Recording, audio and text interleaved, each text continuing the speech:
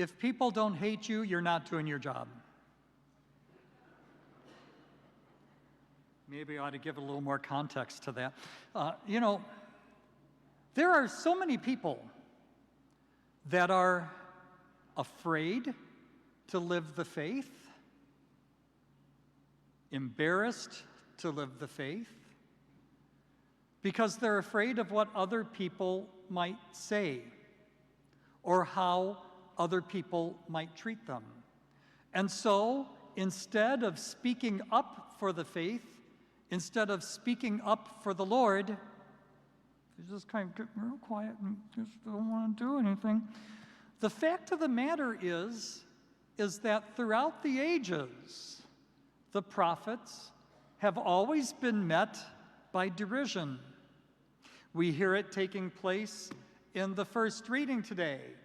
Poor old Jeremiah, he got the same thing that all the other prophets did, because the people complained to the rulers, "Take care of that person. He demoralizes us." Why is he demoralizing them? Because he's trying to tell them what God expects of them. He's trying to help them to do better. But they don't want to hear that. They want to hear about what God has to say, especially if it means that they have to change their ways. Especially if it means that they need to be kind to their enemies.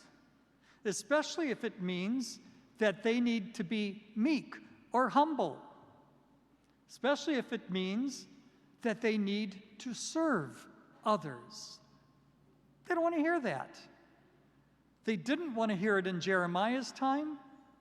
They still don't want to hear it today. But the word must be proclaimed.